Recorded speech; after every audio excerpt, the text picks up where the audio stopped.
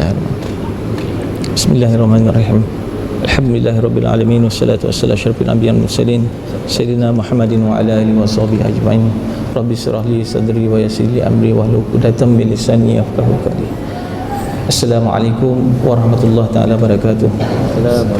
Yang dimuliakan tuan pengerusi majlis, tuan imam, Puan Bilal dan ahli jawatan kuasa masjid, dan seluruh para ustaz-ustaz dan para karya semua yang dihormati Allah SWT. Alhamdulillah, tuan-tuan yang mulia Allah SWT, saya sekadar mengganti Ustaz Yusri Karim sebenarnya berat rasanya. Sebenarnya kalau nak bandingkan Ustaz Yusri Karim dengan saya, jauh langit dengan bumi lah. Saya ni baru nak belajar-belajar. Dengan Ustaz Yusri Karim pun saya kejar-kejar dia lagi, kejar-kejar dia lagi, tak dapat juga. Tapi Alhamdulillah, kita kongsi-kongsikan bersama, insya-Allah, daripada apa yang kita cuba dapatkan lebih-lebih lagi lepas daripada bulan Ramadan ni. Kita ambil sedikit iktibar daripada bulan Ramadan dan seterusnya Syawal ni, dan seterusnya kita istiqamah dengan apa yang telah kita amalkan pada bulan Ramadan. Jadi kalau boleh dapat tuan-tuan dapat rapat-rapat sikit tuan-tuan, kita amalkan sunnah Nabi Muhammad sallallahu alaihi wasallam. Amalkan sunnah ni besar, satu kejayaan yang kalau para sahabat dulu tuan-tuan dapat dekat-dekat dekat sini. Jadi sebab ada ramai ni dia punya macam-macam ganjaran yang Allah Ta'ala nak berikan. Lebih-lebih lagi bukan kerana nak dengar sangat pada orang yang bercakap ni, tapi sebenarnya nak sampaikan benda ni biar kita dapat juga dengan apa yang Allah Ta'ala nak beri ganjaran pada kita semua, insya-Allah. Jadi Alhamdulillah, tuan-tuan dan mulia Allah SWT, saya hari ini dengan Abang Ijam Edison, satu orang yang mungkin tak asing lagi dekat Malaysia tanah air ni, dan lebih-lebih lagi semenjak dia berhijrah, wallahualam lah. Abang Ijam ni dah beberapa kali datang ke sini. Tapi tuan-tuan dimuliakan Allah SWT, baru-baru ni kita dapat ada cerita baru. Jadi yang itu yang saya nak gembar-gemburkan cerita ni masa bulan Ramadan ni lah. Lebih-lebih lagi ada banyak kisah-kisah, dan termasuklah saya pun terlibat juga. Jadi kita sama-sama kita ambil kisah ni, kita kongsikan sama supaya kita dapat ada satu dalam bulan Ramadan ni ada satu kemanisan, dan mudah-mudahan selepas daripada bulan Ramadan ni kita akan dapat lagi banyak lagi benda perkara yang Allah Ta'ala nak beri, dan kita kalau boleh kita dapat sampaikan kepada yang tak dapat hadir hari ini, insya-Allah. Bismillahirrahmanirrahim. Alhamdulillahi rabbil alamin wa bihi nasta'in ala umuri dunya waddin, wassalatu wassalamu ala asyrafil anbiya'i wal mursalin sayyidina Muhammadin wa ala alihi wa sahbihi ajma'in. Allahumma salli wa sallim wa barik ala Muhammadin al-fatihi lima ughliqa wal khatimi lima sabaqa wan nasiril haqqi bil haqq wal hadi ila siratal mustaqim sallallahu alaihi wa alihi wa ashabihi haqqa qadrihi wa miqdaril azim. Ilahi anta maqsudi wa ridhaka maqlubi, a'tini mahabbataka wa ma'rifataka amma ba'd. Alhamdulillah, pertama sekali terima kasih pada Ustaz Najib. Dia nama glamour dia Najib Jinggo, Ustaz Najib Jinggo. Jinggo tu saya tak tahu sejarahnya. Nanti kan kejap lagi kalau dia nak cerita mana dia dapat Jinggo tu pulanglah. Tapi yang saya tahu, Ustaz Najib Abdul Hamid ini adalah guru saya juga. Selain daripada Ustaz Yusri Abdul Karim, yang orang yang mula-mula sekali mengajak saya terjun dalam bidang dakwah ini, dia Ustaz Yusri. Dan mendidik saya macam mana nak berdakwah dengan orang, Ustaz Yusri Abdul Karim. Yang mengajak saya pergi ke jalanan untuk berdakwah, Ustaz Yusri Abdul Karim. Dan Ustaz Najib Abdul Hamid ini, dia ni mengajar saya dari segi skill nak tashkil, nak mengujuk orang, nak mengajak orang macam mana dia ada cara dia. Jadi itu ada kelebihan pada Ustaz Najib. Saya suka sebab hari ini, daripada mula saya kenal Ustaz Najib ni hingga hari ini, saya akan pastikan saya sentiasa berada dengan dia. Pasal apa? Pasal saya nak belajar lagi banyak ilmu yang ada pada Ustaz Najib. Lebih lagi kita nak mengajak orang. Tak kira mengajak orang pergi masjid ke, nak mengajak orang kepada Islam ke, nak mengajak orang untuk mengucap kalimah syahadah, 2 kalimah syahadah, nak mengajak orang untuk membesarkan Allah, dia kena ada skill juga. Macam mana pun tak boleh lagi. Kita nak bercakap, kita tak boleh nak cakap sebarangan orang, takut orang lagi. Nak memujuk orang ni macam mana? Dia memerlukan kemahiran. Jadi kemahiran itu yang saya sedang belajar sekarang ni. Lagi satu, apabila saya serius buat kerja dakwah ni. Kerana apa saya serius buat kerja dakwah? Kerana dakwah ini adalah sunnah Rasulullah yang utama, yang pertama dan yang terbesar. Tak ada sunnah yang paling besar lagi selain daripada dakwah. Kerana apa? Kerana hari ini kita mengecap Islam, kita mengecap iman, kita mendapat anugerah yang paling tinggi sekali Allah anugerahkan kepada manusia ini, Islam dengan iman. Melalui apa? Melalui dakwah Rasulullah sallallahu alaihi wasallam dan juga para sahabat. Kalau tak ada ni usaha dakwah ini, platform dakwah ini tidak ada, boleh ke 2 kalimah syahadah ni ataupun kalimat thayyibah ini sampai kepada kita? Sedangkan dulu Rasulullah dan juga para sahabat, masya-Allah. Hari ini kalau diarahkan Rasulullah, Anas bin Malik ataupun Ayub Al-Ansari, kau pergi dakwah pergi Turki, baru balik daripada berjihad, lepas tu diarahkan oleh Rasulullah pergi ke Turki untuk buat dakwah. Jadi diorang tak balik rumah, terus pergi buat dakwah untuk mengislamkan orang-orang Turki. Hari ini kita tengok Turki ini sebuah negara yang, ya Allah, akan dibentuk semula empire Turki ini menjadi empire Islam yang terbesar, tuan-tuan dan puan-puan yang dimuliakan oleh Allah. Asalnya Turki ini Islam daripada siapa? Seorang sahabat Rasulullah yang namanya Ayub Al-Ansari. Ayub Al-Ansari ini pergi Turki ni, masya Allah, ketika usianya yang sangat tua. Di antara sahabat Rasulullah yang akhir meninggal, Ayub Al-Ansari. Dia ada pergi, tapi anak dia tak izinkan. Anak dia tak izinkan kerana apa? Kerana ayah dia dah tua. Dah lah ayah, cukuplah tu. Ayah dah tua, bagilah anak-anak muda ini buat kerja dakwah. Ayah dah tua, ayah berehat. Apabila dia dengar anak dia berkata begitu, terus berdiri dia. Daripada tua yang tidak mampu, yang tidak bertenaga itu, terus dia berdiri. Dia bacakan dalam satu ayat daripada Al-Quran. Walaupun usaha dakwah ini, ke jalan agama ini harus dibuat walaupun dalam keadaan susah macam mana sekalipun, kena diteruskan. Jadi anak tu dah tak boleh cakap apa, dia cakap tak apalah ayah pergilah. Dia pergi menaiki unta dengan jemaah yang lain. Diikat badan dia supaya dia tidak jatuh, pasal dia tak ada tenaga. Pergi tengah-tengah jalan meninggal dunia. Sehinggalah sampai Turki, dikebumikan di Turki. Dikebumikan di Turki. Lepas tu orang kampung ni dengar yang sahabat Rasulullah ni ada sampai di Turki. Mana dia? Diorang tanya. Dia dah meninggal. Dalam tengah jalan dia dah meninggal. Jadi buka balik kubur itu. Pasal apa? Orang kampung tu nak tengok ni sahabat yang dikatakan sahabat Rasulullah. Apabila buka kubur tu balik, satu cahaya yang besar keluar, memancar keluar daripada kubur. Apabila cahaya itu keluar, ini meyakinkan orang-orang ini, orang-orang di Turki, bahawa ia benar. Inilah sahabat Rasulullah Ayub Al-Ansari, datang untuk membawa kalimah la ilaha illallah Muhammad Rasulullah. Terus satu Turki masuk Islam, tuan-tuan. Mati pun boleh jadi asbab hidayah. Ini dia dakwah para sahabat. Diorang keluar, diorang tak tahu. Diorang akan balik ataupun tidak, dia tidak tahu. Kita hari ini baru 3 hari. Keluar 40 hari. Keluar 4 bulan. Lepas tu balik jumpa anak isteri. Apa benda? Tak ada benda. Dulu sahabat, masya Allah. Hari ini kita rasa Islam. Hari ini kita rasa iman atas perjuangan sahabat dan juga Rasulullah sallallahu alaihi wasallam. Jadi ini yang menarik keperhatian saya.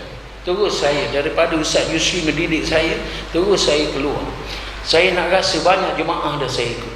Jemaah dakwah banyak, Muslim care saya ikut, Ikram saya ikut, jemaah PAS, jemaah UMNO saya tak kira. Pasal apa? Dalam bidang dakwah ini kita netral. Saya cakap terus terang hari ini, saya ikut jemaah. Akhirnya hari ini saya nak belajar dengan ikut jemaah tabligh yang dikatakan begitu hampir dakwahnya cara Rasulullah sallallahu alaihi wasallam. Saya ikut tuan-tuan. Jadi saya pun keluar khuruj 3 hari dan akhirnya saya dapat juga keluar 40 hari.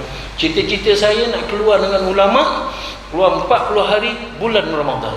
Bulan Ramadan hari itu dapat saya rasa duduk masjid, tidur masjid, sahur di masjid, buka di masjid, solat tarawih di masjid, hari-hari berada di masjid. Lepas tu apa yang saya belajar, tuan-tuan dan puan? Nah, ini salah satu yang saya nak kongsi dengan tuan-tuan dan puan. Sifat yang ada pada Rasulullah sallallahu alaihi wasallam yang diwariskan, yang ditinggalkan kepada umatnya. Ini bergantung kepada umatnya, dia prihatin ataupun tidak, dia sensitif tak tentang sifat ini. Sifat ini mainkan peranan yang paling penting. Hari ini kita kasih iman dengan Islam kerana apa, tuan-tuan? Kerana fikir risau Rasulullah sallallahu alaihi wasallam. Hari-hari Rasulullah akan bermusyawarah dengan sahabat-sahabat. Tak ada perkataan lain, tuan-tuan, yang keluar, melainkan satu perkataan yang disebut oleh Rasulullah hari-hari. Man li ummati ba'di, man li ummati ba'di. Dia akan menangis. Sahabat akan tanya, kenapa ya Rasulullah? Dia akan sebut man li ummati ba'di. Apa terjadi kepada umat aku apabila aku mati nanti? Ini Rasulullah fikirkan, fikir risau umat dia, Masya Allah, terlalu kuat, tuan-tuan. Ini pun menarik perhatian saya. Jadi saya cuba nak menyerap sifat Rasulullah ini yang risaukan tentang umat yang akhir zaman ini, ya ini kita itu sendiri, kan, dalam jiwa saya. Jadi apa yang saya buat? Saya fikir, risau mula saya fikirkan tentang anak isteri saya. Anak isteri saya ni solat betul ke tidak? Saya fikirkan jiran saya ni pergi solat, dia seorang orang solat saya tahu, tapi dia pergi masjid ke tidak? Lepas tu saya fikirkan kawan-kawan yang berada di keliling saya, macam mana amalan dia. Kerana apa? Ini memotivate saya sebenarnya. Kerana bapak saya selalu pesan, saya selalu pegang pesan bapak saya, engkau nak jadi baik, engkau pergi campur dengan orang baik. Kerana orang baik ni fikir benda baik, bercakap benda baik, melakukan benda-benda yang baik. Kau campur dengan orang baik, engkau akan jadi baik. Jadi itu sebab saya keluar, saya nak cari kawan-kawan yang baik ni, tuan-tuan. Kalau dia tidak baik, insya-Allah dengan akhlak yang saya tunjukkan kepada dia, dengan apa pun percakapan yang ada akhlak yang baik, itu saya bercakap dengan dia, mungkin jadi asbab hidayah kepada kawan-kawan saya. Kalau kawan-kawan saya jadi baik, insya-Allah saya akan kekal istiqamah jadi baik. Itu tujuannya sebenarnya. Jadi saya pun fikir-fikir, saya senarai, sampai saya senaraikan satu senarai kawan-kawan yang saya nak ziarah, yang lama saya tak jumpa. Dan saya banyak sebenarnya kawan-kawan saya, fikir risau, kawan-kawan rock saya, selain daripada acapan ni semua saya dah senaraikan. Pasal apa saya risau ni, besok ni dekat padang mahsyar ni macam mana, itu yang saya fikir sekarang. Wak Imam dengan jiran saya, dekat padang mahsyar kita tapak, kita nak masuk dalam syurga, kaki kiri orang tarik, masya-Allah. Kau nak masuk syurga, tapi kat dunia dulu kau tak pernah pesan aku tentang la ilaha illallah Muhammadur Rasulullah. Aku tak pernah tahu pun, kau tak pernah ingatkan aku, kau tak pernah pesan pada aku. Ini macam mana soalan jadi? Kawan-kawan kita pun begitu juga. Jadi usaha dakwah ini, masya-Allah, kerana saya akan teruskan, tuan-tuan dan puan.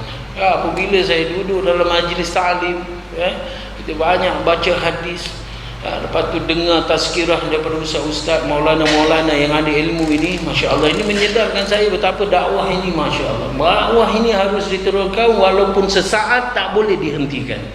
Apabila usaha dakwah ini dihentikan barang satu saat, malah petaka akan turun. Contohnya banyak kalau kita nak tengok sirah, sejarah lama-lama dulu, apabila dakwah, usaha dakwah ini berhenti 600 tahun, apa berlaku pada bumi ini, apa berlaku pada dunia ini, malah petaka, tuan-tuan. Orang ramai akan agama baru wujud, iaitu agama Kristian. Nabi Isa diangkat menjadi Tuhan. Hilang akal manusia ini sehingga manusia nak diangkat menjadi Tuhan. Dan zaman jahiliah ini muncul kerana apa? Kerana usaha dakwah tak ada. Kerana manusia ini fitrahnya adalah pelupa. Itu sebab nabi-nabi dan rasul-rasul diutuskan oleh Allah untuk apa? Untuk mengingatkan manusia ini yang bersifatkan pelupa. Sebab hari ini kenapa kita nak buat usaha dakwah? Kerana kita nak mengingatkan diri kita sendiri dan juga kepada orang yang bakal mendengar dakwah kita. Bukan apa, untuk macam saya keluar dakwah, tuan-tuan dan puan, saya ni fragile. Fragile ni apa? Mudah pecah. Saya pernah duduk di alam yang penuh lara, penuh maksiat. Bukan nak katakan ni 100% ni, tuan-tuan dan puan, 100% pulih. Bukan nak kata gitu. Saya kata ada kelemahan iman saya. Tapi macam mana saya nak mempertingkatkan, nak mempertahankan iman saya? Tak ada cara lain. Banyak cara dah saya buat, melainkan dengan cara dakwah saya boleh kekal. Bayangkan kita duduk berkhuruk dekat masjid, tuan-tuan dan puan, buang besar pun kan dekat masjid. Buat air kecil masjid, kita istinja dengan air masjid, kita mandi dengan air masjid. Kita makan, cuci tangan dengan air masjid. Air masjid ni apa? Kadang orang ada perubatan syifa, orang buat apa? Mandi dekat masjid 7 kali, mandi dekat 7 buah masjid. Kerana apa? Nakkan air itu. Air itu yang telah dizikirkan oleh orang masjid yang hadir dekat masjid. Jadi itu di antara hikmah-hikmah. Saya dapat begini. Jadi cerita tentang sunnah Rasulullah. Masya Allah, ini dakwah bukan tuan-tuan, perempuan dan perempuan. Rasulullah sallallahu alaihi wasallam ini, ya Allah, mempunyai umat yang terbaik, tuan-tuan dan perempuan. Hari ini kita kena, saya apabila dengar bayan Maulana di Seri Petaling, kerana betapa untungnya kita ni. Kerana apa untung? Kerana kita ini sudah dilahirkan menjadi umat Muhammad. Pernah tak kita berfikir berdoa tak kita? Saya selama hari ni tambah fikir, tapi apabila dengar tazkirah begini, Masya Allah, beruntungnya saya rasa, bersyukurnya saya. Kerana apa? Saya dilahirkan secara percuma untuk menjadi umat Muhammad. Di dalam Taurat, Zabur, Injil menceritakan tentang umat Muhammad ni sangat hebat, tuan-tuan. Sehingga kan nabi-nabi sebelum Nabi Muhammad sallallahu alaihi wasallam semua minta berdoa kepada Allah untuk jadi umat Muhammad. Nabi Ibrahim berdoa, ya Allah, ya Tuhanku, kau bagilah aku jadi kekasih kau. Allah balas apa? Tidak boleh, Muhammad ini kekasih aku. Tak apa ya Rasulullah, ya Allah, aku tak jadi kekasih kau, tak apa, jadikan aku umat Muhammad. Begitu juga doa Nabi Musa, begitu juga doa Nabi Isa. Akhirnya Nabi Isa punya doa diterima oleh Allah. Kerana apa? Bila hampirnya kiamat besok, Nabi Isa diturun bukan sebagai Nabi, tapi sebagai umat Muhammad, tuan-tuan perempuan, yang akan bakal membunuh Dajjal. Ini keistimewaan yang saya ingin ambil. Apa di sebenarnya keistimewaan umat Muhammad ini?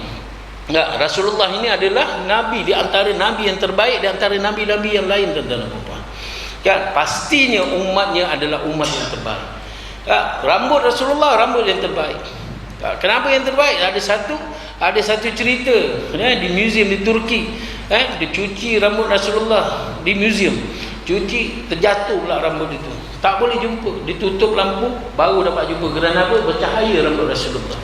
Pahala Rasulullah, peluh Rasulullah adalah peluh yang terbaik. Semua orang pun tahu peluh Rasulullah adalah yang lebih wangi daripada kasturi. Kalau dia lalu satu tempat itu, walaupun dah berapa hari, orang tahu Rasulullah pernah lalu di tempat. Kerana apa? Baunya tu masih ada lagi. Jantung Rasulullah, jantung terbaik, tuan-tuan. Telinga Rasulullah, telinga terbaik. Mata Rasulullah, mata terbaik. Nama Rasulullah, nama terbaik. Imam Syafi'i, itulah mazhab kita. Dapat anak pertama, dia fikirkan apa nak namakan anak ini, nama yang terbaik. Masya Allah, tak ada dia fikir, tak ada nama yang terbaik daripada Muhammad. Anak pertama namanya Muhammad. Anak kedua dia fikir apa nama terindah, nama terbaik dan terindah. Itu anak yang keduanya. Fikir. Masya Allah, tak ada nama lain, Muhammad. Anak nombor 2 Muhammad. Sehingga anak dia 12 tahun, 12 orang, 12 semua nama Muhammad. Itu Imam Syafi'i. Ini Muhammad punya nama pun nama terbaik dan nama puan. Keturunan Muhammad, keturunan terbaik. Percakapan Muhammad, tutur bahasa Muhammad, tutur kata yang terbaik. Fikir Muhammad, fikir terbaik. Umatnya pasti umat terbaik. Dan apakah kerja yang terbaik? Umatnya Muhammad. Kerja Nabi Muhammad adalah kerja terbaik. Apa kerja Nabi Muhammad? Saya ni duk fikir apa kerja Muhammad? Ini Maulana tak bagi jawapan, dia suruh saya fikir. Apa kerja Nabi Muhammad ni yang terbaik ni? Masya Allah, Nabi Muhammad pencen umur 40 tahun, tuan-tuan dan perempuan yang dimuliakan oleh Allah. 40 tahun dia tak berniaga, dia dah tak gembala kambing lagi dah. Apa dia buat? Dia dakwah, tuan-tuan dan perempuan. Dia dakwah. Iqra bismi rabbikal ladzi khalaq. Itu ayat 5 ayat yang pertama keluar, itu wahyu pertama. Dan wahyu yang kedua, surah apa yang keluar? Surah apa yang keluar? Ya ayuhal mudaththir kum fa'anzir wa rabbaka fakabbir. Ini semua surah-surah dakwah. Wahai orang muslimin, bangun kau, keluar kau bagi peringatan. Peringatan apa? Wa rabbaka fakabbir, tentang kebesaran Allah. Ini diarahkan Rasulullah ini buat dakwah. Surah yang kedua. Bukannya nabi-nabi yang terdahulu, Nabi Isa, Nabi Musa, Nabi Daud ini komplit ataupun sempurnanya kitab masing-masing baru perintah dakwah keluar. Tapi tidak, kepada Muhammad dibagi special sebelum komplitnya Al-Quran ini keluar dakwah ini. Ini dia, dakwah ini adalah sunnah Rasulullah yang terbaik. Ya, saya tu fikir, tak ada kerja lain saya akan buat. Saya bukan nak tinggalkan saya punya dak. Sekarang saya ni belajar dakwah untuk menjadikan dakwah ini maksud hidup saya. Itu sebab banyak lagi orang kat luar sana, tuan-tuan dan puan-puan, yang memerlukan dakwah, memerlukan Islam, memerlukan orang menyampaikan Islam, menyampaikan risalah Allah, menyampaikan kalimat thayyibah ini, la ilaha illallah Muhammad Rasulullah, walaupun orang tu Islam. Tapi tak tahu, mungkin tuan-tuan dan puan-puan ni banyak pergi masjid. Orang kat masjid ini kata Syahid Imam Hasan Al-Banna, dia kata apa? Orang yang dah dapat hidayah. Jadi orang ini pun harus didakwahkan. Tapi ustaz-ustaz buat kerja dakwah. Ustaz-ustaz yang ada sekarang ini buat kuliah, buat pengajian kitab, belajar kitab. Alhamdulillah, masjid kena buat program untuk dakwahkan orang-orang macam hadirin hadirat yang hadir pada masjid, dia selalu datang masjid untuk istiqamah iman amal dia. Tak? Dan nombor dua, dia cakap golongan yang kedua, golongan yang 50-50 Islamnya. Ini hari-hari cerita pasal dunia je. Hari-hari cerita pasal dunia. Pergi kerja, kejap lagi appointment, pergi apa, nak pergi appointment sana. Kejap lagi kan pukul 10 jumpa Datuk, pukul 12 kan nak pergi Petronas nak dapatkan projek. Sampai tengah malam baru balik rumah. Ini hal dunia je. Ini orang ni siapa nak dakwahkan? Ini sebab radio mainkan peranan, pasal dia banyak sangat dia travel duduk dalam kita. Radio main peranan nak dakwahkan dia. Bila sekarang ni ada Sinar FM, ada slot dakwah, kita ada IKIM, dengan harapan dia buka radio, apabila dia dengar kata-kata daripada seorang ustaz, ataupun tazkirah daripada ustaz, ataupun dia dengar sepotong hadis, itu membuatkan dia kan, untuk datang ke masjid, untuk mempertingkatkan solat dia, untuk mempertingkatkan amal ibadat dia kan. Jadi dia pentingnya dakwah ini. Ya, dan yang ketiga ini Syahid Imam Hasan Al-Banna kata apa? Ini golongan yang ketiga ini bahaya. Dilahirkan dalam Islam tapi hidup langsung tidak mencerminkan orang Islam. Ini yang ramai dekat luar sana, tuan-tuan dan puan. Ini siapa nak dakwahkan? Orang yang begini hidupnya dekat disko, dekat kelab malam. Masya Allah, saya tak pernah terfikir yang Hasan Al-Banna ini, Syahid Imam Hasan Al-Banna, ini ikon besar dakwah dunia ni, pergi ke disko, tuan-tuan dan puan yang muliakan oleh Allah, untuk mengajak orang kepada Islam, mengajak orang membesarkan Allah dengan kalimah la ilaha illallah. Masya Allah. Jadi ini semua cerita ni saya baca. Ini semua motivasikan saya nak buat kerja dakwah. Masya Allah. Ini siapa orang kat luar sana yang dekat disko tu, tak boleh tuan-tuan, kita tak boleh lepaskan dia. Kita kena bersangka baik dengan dia. Itu sebab bapa saya pesan apa? Ini guru pertama bapa saya. Bapa saya cakap apa? Jangan kau cakap orang itu jahat, kerana mungkin orang itu tidak berpeluang untuk buat baik. Tapi kalau kita datang ataupun pendakwah datang, bagi dia peluang untuk buat baik, dia boleh jadi baik, lebih baik daripada orang baik. Dan janganlah kau kata orang itu baik, mungkin dia tidak ada peluang untuk buat jahat. Tapi kalau dia ada kesempatan, ada peluang untuk duduk di dalam suasana kejahatan, mungkin dia boleh jadi jahat daripada, lebih jahat daripada orang jahat. Jadi mana kat sini bapa saya cakap, sebenarnya kita ini kena bersangka baik kepada semua orang. Kerana apa? Segala perbuatan baik ataupun jahat yang berlaku di hadapan kita adalah semua ini af'al Allah, adalah perbuatan Allah semata-mata nak menguji kita. Jadi kita kena bersangka baik. Bersangka baik macam mana? Berdoakan diorang. Kalau berlakunya kejahatan ataupun berlakunya kejahatan di hadapan mata kita, kita tak boleh sangka buruk. Kalau budak merempit dengan aksi Superman, mampuslah kau. Menyusahkan orang aja, memekak aja tengah-tengah malam ni naik motor. Lebih baik kau mati. Adakah itu patut? Kalau itu kena anak kita, orang doakan anak kita macam tu, macam mana perasaan kita? Tapi adalah lebih baik kita bersangka baik, ni Allah kau bagilah hidayah budak itu yang sedang merempit itu, mudah-mudahan dia dapat hidayah, dia boleh jadi umat Muhammad yang terbaik, yang boleh membahagiakan mak bapak dia, sehingga kan Allah meredakan dia, Rasulullah redakan dia, insyaAllah. Dan bila kita melihat kebaikan, apa kata kita doakan orang itu supaya dia istiqamah dalam kebaikan dia. Ini yang saya belajar, tuan-tuan dan puan. Ini yang membuatkan saya, mak Allah, hari ini bukan apa, saya nak pergi je lebih jauh lagi. Lebih jauh lagi pergi mana? India, Pakistan, Bangladesh. IPB 4 bulan, insyaAllah bulan 10. InsyaAllah Ustaz. Terima kasih. Wallahualam. InsyaAllah baik. Alhamdulillah tuan-tuan dan mulia Allah SWT. Itu tadi kita dengar panjang lebar Abang Ijam sampai tak sempat saya nak mencelah. Tapi bukan apa tuan-tuan dan mulia Allah SWT. Itu sebab biasanya Abang Ijam kalau orang tanya, biasa Abang Ijam ni dia orang dah ada yang menggelar dia sebagai ustaz, tapi Abang Ijam menafikan. Tapi cara dia cerita tadi, Masya Allah, dan mengatasi saya. Jadi alhamdulillah tuan-tuan, ini berkat fikir risau macam mana risau pada umat Nabi, risau pada umat pada sahabat dulu zaman jahiliah kan. Kita nak panggil dia apa? Ulama. Nak panggil dia apa? Sebenarnya para sahabat ni lebih daripada itu, sebab dia beriman. Dia punya beriman dengan saya jauh kan. Walaupun orang gelar kata ustaz, tapi kalau ikut iman para sahabat lagi jauh. Tapi sahabat dulu zaman jahiliah dia pernah buat benda-benda yang mungkar. Tapi tuan-tuan dan mulia Allah SWT, asbab hidayah ni banyak orang Islam kita hari ni terlepas pandang ya.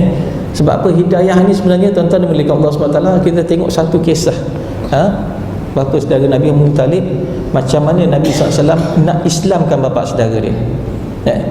Banyak kita terlepas pandang. Sebenarnya kalau nak ikutkan sirah Nabi, cerita Nabi banyak. Nabi ni dia punya teknik, macam Abang Ijam cakap tadi, saya ni banyak teknik, banyak. Sebab apa? Saya belajar daripada sirah Nabi SAW. Nabi dia buat tidur, pura-pura tidur. Maka apabila Nabi SAW tidur, maka dia buat mengigau kan? Jadi bila Nabi mengigau, bapa saudara dia kejut, wahai Muhammad, bangun. Jadi Muhammad bangun. Kenapa? Apa yang berlaku? Dia kata, kau mengigau. Aku mengigau apa? Engkau menyebut sesuatu perkataan. Perkataan tu apa? Abu Muttalib tak sebut pun. Apa kalimah, apa yang disebut oleh Nabi SAW? Kalimah la ilaha illallah Muhammad Rasulullah. Nabi SAW beritahu, kalau Abu Talib sebut sekali saja dalam seumur hidup dia tu, nescaya di akhirat nanti aku akan selamatkan dia. Jadi tuan-tuan dimuliakan Allah SWT, saya dah banyak kalau saya pergi kedai asing, acong, mutusami ke, tak kira lah kan. Kadang-kadang biasanya kita nak pergi kedai, carilah kedai orang Islam, nak bantu ekonomi orang Islam. Tapi tuan-tuan dimuliakan Allah SWT, kita ada teknik kalau pergi kedai-kedai macam ni. Kadang-kadang kedai orang Islam ni pula mahal, kedai tak Islam ni murah. Jadi tak salah kalau kita gunakan apa yang kita ada. Maksudnya pergi ke kedai dia, beritahu, katalah kita dah beli barang, kita cakap dengan dia, katalah nama dia Acong. Kita dah biasa kenal, kalau selalu kita beli barang kat kedai dia, Acong, you mau untung tak? Sebut untung tuan-tuan dan muliakan Allah SWT. Siapa tak nak untung kan? Ini sebagai satu teknik. Mestilah saya mau untung. You kalau mau untung, kalau you nampak itu orang Islam atau itu orang Melayu, you cakap ini perkataan la ilaha illallah Muhammadur Rasulullah. Agak-agak tuan, dia nak sebut tak? Jangan cakap kalau you sebut you kena potong. Ini memang orang takkan pasal perkataan ni. Kita ada teknik macam-macam helah. Jadi helah ni lah tuan-tuan dan mulia Allah SWT, kalau kita guna, Masya Allah. Dan dah banyak dah. Dulu saya nak pergi beli jam, ada seorang ustaz nak beli handphone. Ustaz ni handphone dia kena curi, hilang, bawa dia pergi kedai sebelah ni, tahu kedai orang kita, tapi mahal dia dekat sekali ganda harga. Pergi kedai sebelah, baru sama juga tapi murah. Jadi ustaz ni cakap, ustaz, tak apa, biar mahal kita beli kedai sebelah. Tak apa ustaz, kita beli kedai ni dulu, kita tengok. Jadi apabila kita dah beli habis, saya cakap sama juga macam tu, mau untung. Dia kata mau untung, cakap la ilaha illallah Muhammadur Rasulullah. Dia pun sebut jelas, ustaz tu menangis. Tuan-tuan dimuliakan Allah SWT, nak dakwahkan orang bukan susah. Sebenarnya kita yang tak buat dakwah ni yang susah. Bukan apa tuan-tuan dimuliakan Allah SWT, banyak dah. Kalau nak ikutkan kisah-kisah macam mana dulu saya buat kaunseling untuk orang nak bercerai. Dulu dekat mahkamah syariah, Allahu Akbar, satu hari 20 kes. Jadi bila saya menghadap kes-kes ni, kata-kata 20 ni semuanya tak jaga solat. Tapi bila kita tanya pasal solat, dia melenting. Saya cakap, kenapa kamu melenting? Dia kata, pasal apa kena mengena solat saya dengan perceraian saya? Saya cakap, kamu siapa jadikan? Allah. Isteri kamu siapa jadikan? Allah. Lepas tu pertemuan kamu Allah, semua Allah. Dapat anak Allah, rezeki Allah, semua Allah. Tapi bila bercerai bukan Allah. Saya cakap, habis kalau bercerai ni siapa? Sebab dulu Allah Ta'ala bagi kasih sayang pada kamu, Allah Ta'ala bagi segala-galanya pada kamu. Ini semua pinjaman Allah boleh tarik serta-merta. Bila kamu tak taat perintah Allah, bila kamu tak jaga amal, bila benda ni tuan-tuan dimulakan Allah SWT, sampailah satu tahap saya dah tak tahu nak buat macam mana dah. Kalau pergi dekat mahkamah ni dah tak tahu nak buat macam mana dah. dia punya orang kata apa, dia punya payahnya. Pasal maklumlah, bila orang yang tak jaga solat ni, hati dia keras. Bila orang tak jaga amal ni, dia payah. Jadi apa saya buat? Saya bagi kitab hadis. Jadi dia ada tempoh, bila orang nak bercerai ni biasa ada tempoh 2 minggu waktu bertenang. Jadi kita bagi kitab hadis, suruh dia baca kat rumah. Kadang-kadang ada 3 hari dia telefon, Ustaz, alhamdulillah Ustaz, saya tak jadi cerai.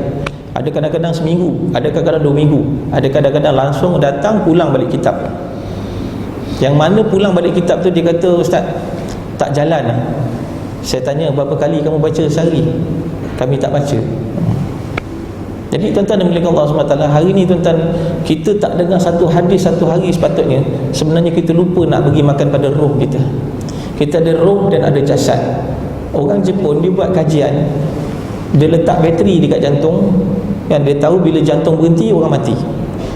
Dia letak bateri, jadi bila bateri sentiasa mengepam jantung ni tadi, tapi mati juga. Dia tak tahu pasal roh ni, dia tak tahu. Jadi kita dah tahu dah roh dan jasad, kita dah tahu dah. Hari ni tuan-tuan, kita nampak bulan puasa sebulan je, tengok jasad pun dia dah flat je. Mana yang perut boncit pun kusut, kan, kadang kurus. Alhamdulillah, jaga puasa selama sebulan. Tapi tuan-tuan dan mulia Allah SWT, masa bulan Ramadan lah sebenarnya sebulan tu kita beri kita beri makan pada roh. Allahu Akbar.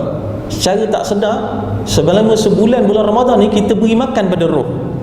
Walaupun kita tak makan, jasad tak makan, tapi roh tengah makan. Sebab bila bulan puasa ni tuan-tuan dan mulia Allah SWT, amalan bulan puasa, sepanjang bulan puasa kita tak makan tu, kita taat perintah Allah, maka amalan tu adalah makanan untuk roh.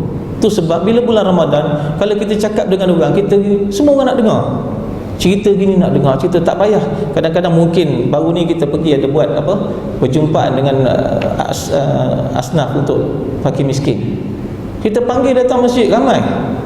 Dia nak ambil asnaf dia, ramai yang datang masjid, Masya Allah. Tapi tengok pula, lepas daripada itu semayang, lepas daripada asnaf, semayang dia macam mana? Hari ni tuan-tuan dan mulia Allah SWT, asnaf ni bukan masa bulan Ramadan saja. Asnaf ni sepatutnya kita kena pergi jumpa mereka ni, bawa mereka datang masjid, sentiasa kita pantau dia datang ke tidak ke masjid, kan? Kita beritahu dia, kalau kita jiran dia, kita ambil tahu ihwal dia, supaya apa? Supaya dia tertarik. Dia datang ke masjid. Ada beberapa orang tu hari tu, dia feedback, dia telefon balik, betul lah Ustaz, lepas daripada Ustaz cakap tu, baru saya faham kenapa saya kena lebihkan amal daripada saya lebihkan kerja di luar tu. Sebab dia kata kerja di luar tu, walau macam mana pun kita kerja, Allah Ta'ala dah tetapkan rezeki kita. Kadang-kadang kita dah faham, dengar cerita dalam ayat Quran, dia kata aku yang beri kamu rezeki. Allah beritahu, aku yang beri kamu rezeki, kan? Kalau betul-betul kita faham betul-betul apa maksud aku beri kamu rezeki, maknanya rezeki ni Allah Ta'ala dah tetapkan. Tak usah pening-pening kepala lah. Ada orang Bangladesh datang sini, dia gadai kampung nak datang sini dapat kerja. Cukup 3 bulan dia balik semula. Dia kerja 3 bulan tapi 1 sen tak dapat duit. Mana janji yang mengatakan janji dapat kerja, ada kerja kita dapat rezeki? Tak. Tapi Allah janji, Allah pasti, aku yang beri kamu rezeki. Tapi dengan cara macam mana? Kita jaga amal. Ada pula yang pandai, dia tanya, Ustaz, orang kafir tu tak solat pun dapat rezeki? Ini sebenarnya orang yang saja dia cari pasal, dia cari alasan dan sebagainya. Sebab tuan-tuan dan mulia Allah SWT, itu sebab kita kena jumpa mereka, kita kena beritahu, tuan, sebenarnya kalau kita tak semayang pun boleh Allah beri rezeki, tak ada masalah. Allah Ta'ala boleh beri rezeki, tak kisah siapa-siapa boleh beri rezeki. Tetapi nak tak, dia cuma beri rezeki kat dunia je, dekat akhirat tak ada. Kadang-kadang bila kita cakap macam gini, tuan-tuan dan mulia Allah SWT, saya nampak bagaimana yang Abang Ijam cakap tadi, sirah Nabi ni, kalau kita baca kitab Hayatus Sahabah, kalau tuan-tuan baca betul-betul, tuan-tuan faham betul-betul, Nabi SAW setiap pergerakan dia adalah asbab-asbab hidayah. Setiap bergerak. Jadi kita kena buat macam itu, tuan. Kalau orang nampak kita lalu, nampak je tengok, Masya Allah, tu dapat hidayah. Belum cakap lagi. Dan hari ni tuan-tuan dan mulia Allah SWT, ulama sepakat, kalau kita keluar daripada rumah, kita niat dakwah, keluar rumah walaupun nak pergi kerja. Biasa tu, Ustaz, saya biasa pergi keluar pagi-pagi ni nak pergi kerja. Tukar niat pergi kerja tadi, kita tukar niat dakwah. Tuan-tuan tulis kat pintu rumah, keluar rumah niat dakwah. Amalkan niat tu 40 hari. Habis 40 hari, telefon Abang Ijam. Apa keputusan dia? Tuan-tuan boleh buat, mudah je. Niat dakwah je, bukan suruh usalli, tak ada kan? Tak payah pun. Niat aku keluar rumah ni, aku niat dakwah. Ulama sepakat begitu apa? Barang siapa yang niat keluar rumah pergi untuk nak dakwah, dan dia jumpa mereka tu untuk nak dakwahkan, dan ada orang cakap, dakwah macam mana Ustaz? Dakwah tak susah tuan. Bila cukup waktu, ajak orang pergi masjid, dakwah lah tu kan? Satu orang bawa satu, satu orang bawa satu. Cukup setahun ada berapa tuan? 365. Masya Allah. Kalau seorang bawa 365, 330 setiap waktu, Allah kalikan tuan. Mudah je dakwah ni. Baik tuan-tuan dan muliakan Allah SWT, selagi kalau kita pergi keluar rumah, kita nak dakwahkan orang dan dapat kita dakwah, kita tarik orang pergi masjid, Alhamdulillah. Tapi itu belum digelar sebagai da'i. Tapi apa yang bila kita buat, apabila kita pergi keluar rumah niat dakwah, jumpa orang, tiba-tiba orang datang, tolong ajak aku pergi masjid, yang ini da'i. Sampai tahap macam tu. Ajaklah aku pergi masjid, ajaklah aku dengar pergi kuliah, ajaklah aku pergi jumpa dengan ustaz, ajaklah aku pergi dengan tak kira tazkirah dan sebagainya. Jadi tuan-tuan dimuliakan Allah SWT, tu sebab saya tukar profession saya. Daripada dulu bawa kes-kes mahkamah syariah, dan sekarang ni saya banyak bawa orang pergi umrah. Sebab apa tuan-tuan dimuliakan Allah SWT? Kesian orang pergi umrah ni kan? Macam-macam syarikat umrah kita dengar, macam-macam tawaran umrah kita dengar, macam-macam ada package-package, tawaran-tawaran yang hebat-hebat. Tapi tuan-tuan dimuliakan Allah SWT, saya dah pergi, boleh dikatakan tiap-tiap bulan saya terbang dan pergi sana, Alhamdulillah. Cuma nak beritahu tuan-tuan, bila orang dalam ihram ni, kalau dia dalam ihram, tak kira lah dia pergi tiap-tiap tahun ke, dia pergi tiap-tiap bulan ke, ataupun dia pernah pergi haji ke, masa dalam ihram tu, kalau dia ada dalam perasaan hasad dengki, ada perasaan busuk hati, ada benda-benda yang tak baik dalam hati dia ni, benda ni akan kekal sampai ihram yang akan datang. Ini bukan saya cakap tuan-tuan, ulama masyaikh daripada Madinah. Hari ni cuba kita tengok, dia ada tiga masa. Satunya masa dalam Ramadan. Ramadan, dalam Ramadan itu hari yang lepas ni, kalau tuan-tuan ujung-ujung akhir Ramadan tu masih tak taubat, masih lagi perasaan hasad, dengki, tamak, haloba dan sebagainya, sifat-sifat ni akan kekal sampai Ramadan akan datang. Nauzubillah. Dan begitu juga dalam ihram, dan dalam ihram tak kira haji atau umrah. Dan yang ketiganya keluar di jalan Allah, kurus fi sabilillah. Itu sebab tuan-tuan dan muliakan Allah SWT, sepatutnya kita banyaklah taubat. Tiap-tiap hari buat taubat, tiap-tiap hari berbekut. Macam Abang Ijam cakap tu, jajuri iman aku, perbaharulah iman kamu tiap-tiap hari. Bukan sekadar orang kata, tak apa aku dah pergi masjid. Tidak, tuan-tuan dan muliakan Allah SWT. Tuan-tuan pergi masjid satu bab, tapi ramai yang belum pergi masjid tu, tuan-tuan ada lagi satu bab. Itu lagi besar dia. Jadi tuan-tuan muliakan Allah SWT, ada sedikit lagi perkongsian saya nak beritahu sebagai sebelum nak menutup majlis kita ni hari. Saya nak kongsi sedikit. Baru-baru ni kami pergi bersama, ada satu jemaah, kalau kita kenal sekarang ni pun tuan-tuan nampak dia fenomena orang berhijrah ni, artis berhijrah. Yang baru ni Safi Ilyas berhijrah, lepas tu Abang Long Fadil yang baru ni. Tapi kebelakangan ni sampai gangster pun dia pun berhijrah juga. Tuan-tuan perasan tak perkara-perkara macam ini?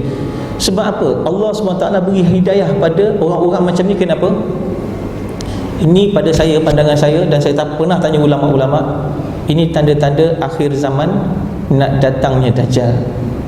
Allah Ta'ala nak gunakan orang-orang macam dulu, zaman jahiliah dulu kan, dia nak bunuh Nabi, nak perang Nabi, nak macam-macam. Jadi Allah Ta'ala bagi hidayah pada dia, dan dia menentang musuh. Dan sekarang ni gangster-gangster ni tak kira lah macam-macam, dia sudah berhijrah dan dia bertukar. Dan ini satu-satu tanda yang saya nampak yang nak datangnya Dajjal. Maknanya dah dekat tuan, dah dekat dah. Baru-baru ni saya pergi dengan Abang Hijam tu dekat Johor Bahru, 28 orang, satu bas jalan ikut kita, keluar 3 hari dekat pulau perhentian. Balik daripada pulau perhentian tu, dia beri tahu pada gangster-gangster yang lain, 300 orang nak keluar jalan Allah. Allahu Akbar. Tuan-tuan dan muliakan Allah SWT, ini sekarang ni fikir risau ni kita nak bagi ni. Kan? Kadang-kadang kita rasa kita dah selesa, kita dah ada dalam masjid ni, dah rasa dalam zon selesa. Tapi sebenarnya belum tuan. Belum. Kalau adalah Imam Mahdi datang hari ni tuan, ajak tuan-tuan keluar, tak payahlah 3 hari, agak-agak nak ikut tak? Sure. Sebab saya suka tanya soalan-soalan macam ni. Saya tanya pada gangster-gangster. Saya tanya gangster-gangster, kalau adalah sekarang ni kamu gangster, kalau adalah Nabi sekarang ni, kau nak bunuh tak Nabi? Ustaz gila ke apa? Kata gangster, makna kamu tak gangster lagi. Sayyidina Umar radhiyallahu anhu, dia nak bunuh Nabi. Gangster tak gangster lah kan? Kalau betul-betul, jadi sekarang ni kamu tak usah ceritalah pasal gangster kamu. Sekarang Sayyidina Umar yang gangster pun, dia berhijrah dan dia telah usaha atas agama. Jadi benda-benda macam ni tuan-tuan, helah-helah yang macam ni lah saya gunakan, alhamdulillah. Dan tuan-tuan nak beritahu, akhir saya nak beri penutup satu hidayah yang Allah Ta'ala bagi cukup mulia pada orang pekak dan bisu.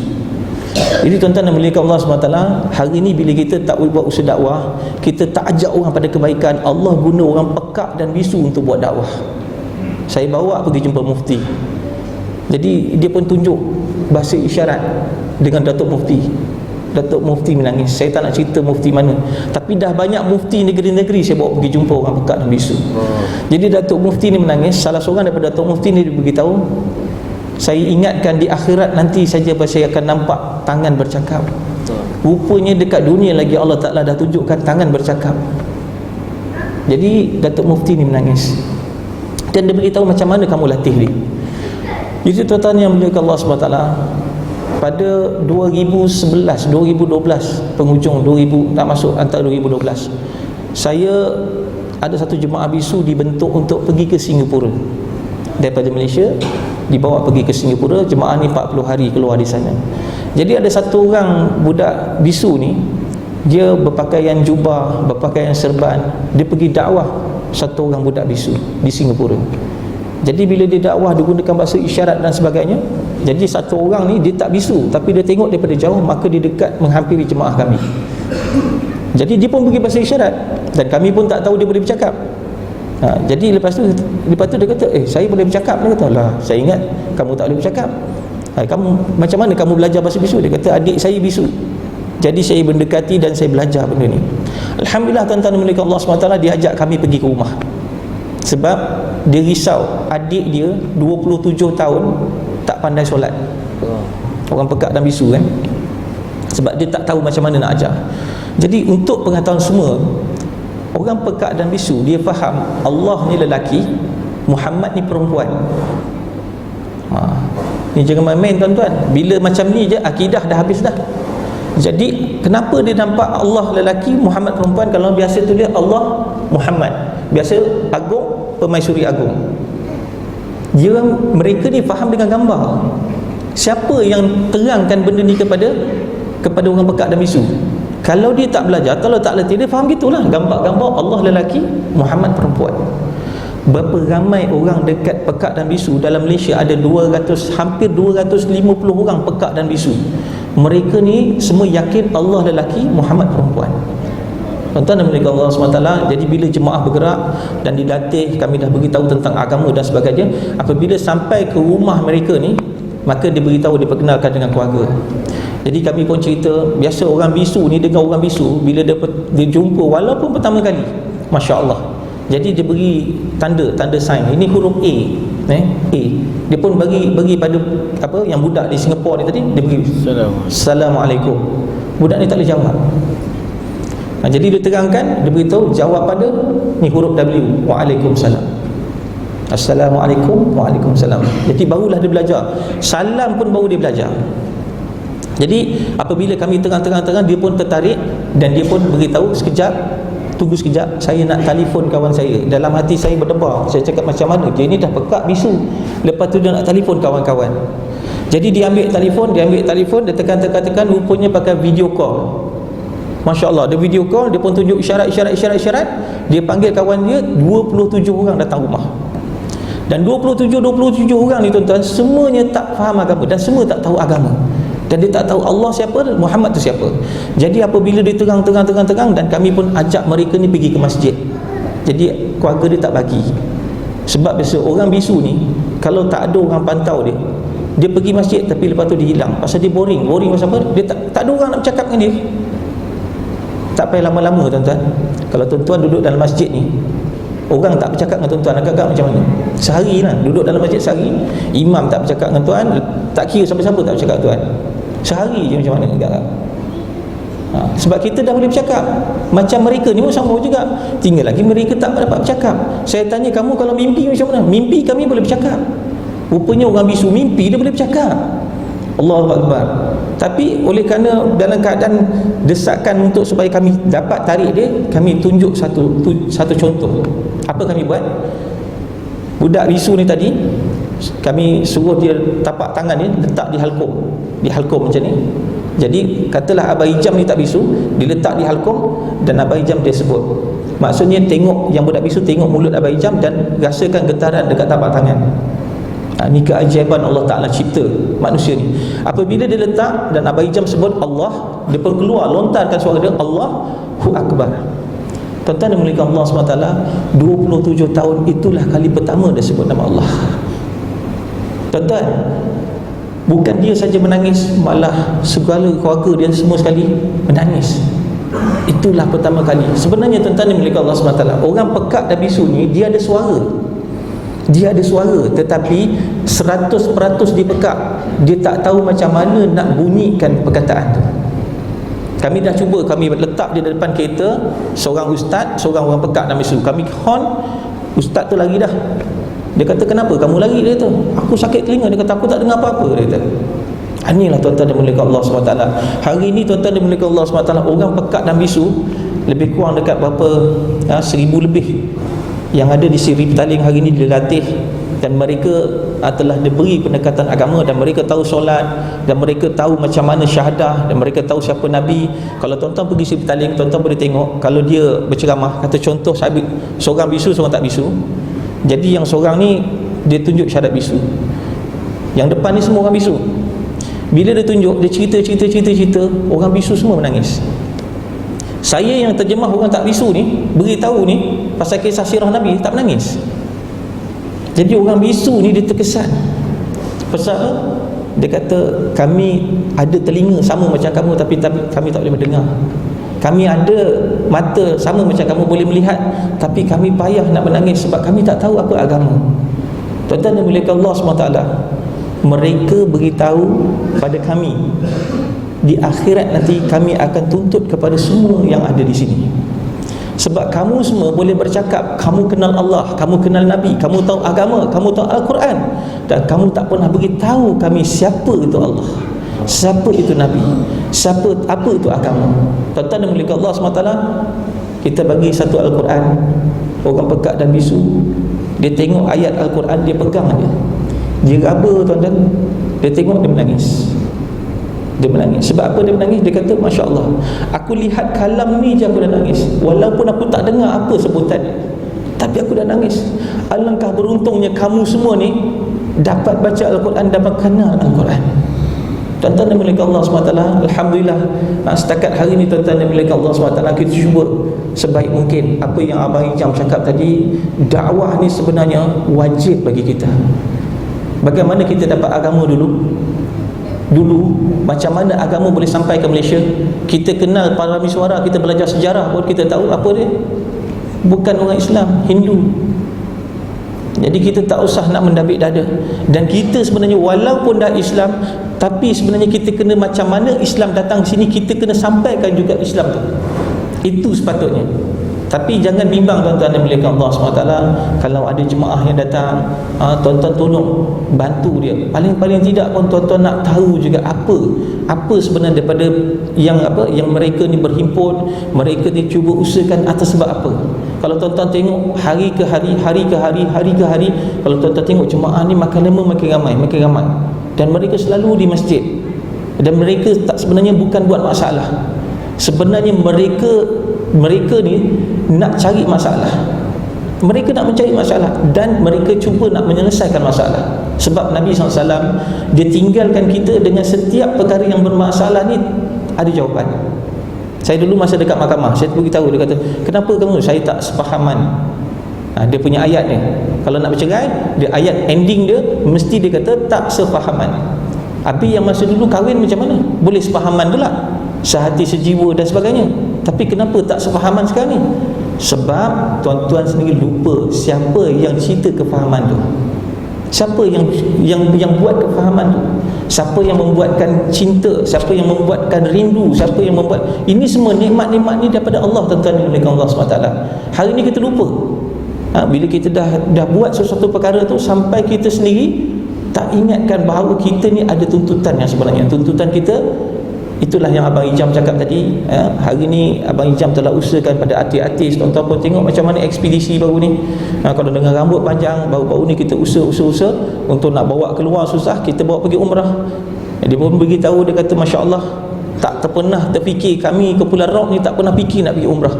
Tapi hari ni bila kami sampai jejak ke Madinah, kami dapat ziarah Nabi SAW. Rupa Nabi ni telah korbankan agama, telah korbankan diri dia untuk sampaikan agama. Hari ni kami dah dapat agama, kami tak amalkan agama.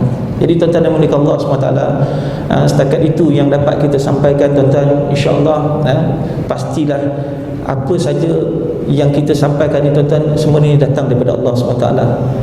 Yang terbaik daripada Allah SWT. Kami tak ada maksud lain. Percayalah, apa yang ada depan tuan-tuan ni, ada depan saya ni, sebenarnya saya sayang. Walaupun kita baru pertama kali jumpa, tapi dalam hati saya, setiap kali saya nak pergi tempat mana-mana saya nak sampaikan, saya akan sayang pada semua. Saya letakkan bagaimana Nabi SAW sayang pada tuan-tuan, begitulah saya nak contohi Nabi SAW sayang semua umat. Kalau hari ni kita masih lagi dalam hati kita tengok ni siapa ni, anak siapa ni, datang daripada mana, banyak pula tanya, kan? Tak pernah dia tanya, kamu macam mana iman kamu, macam mana kamu punya solat, macam mana kamu punya keluarga, macam mana kamu punya kesihatan. Patut itu yang kita kena tanya, kan? Kalau setakat kita nak tengok masih lagi dalam hati kita ni, tengok orang pun rasa sakit hati, tengok orang masih ada sangka buruk, tuan-tuan yang muliakan Allah SWT, moga-moga Allah SWT ubah kita. Lebih-lebih lagi dalam bulan Syawal ni, kita cuba bermaaf-maafan, kita bersihkan hati kita. Bersihkan hati kita, tak kira lah siapa datang, siapa yang hampir kawasan kita ni, lebih-lebih lagi jemaah ni, tolong sambut dia. Sebab jemaah-jemaah yang datang ni sebenarnya membawa rahmat, insya-Allah. Jadi itu setakat itu. Jadi tuan-tuan yang dimuliakan Allah SWT, yang terbaik daripada Allah SWT, yang mana salah dan silap daripada tutur kata kami minta ampun dan maaf. Kita habiskan dengan tasbih kifarah. Subhanallah wa la inna insana lafi khusr illa allazina amanu wa amanu. Assalamualaikum warahmatullahi wabarakatuh.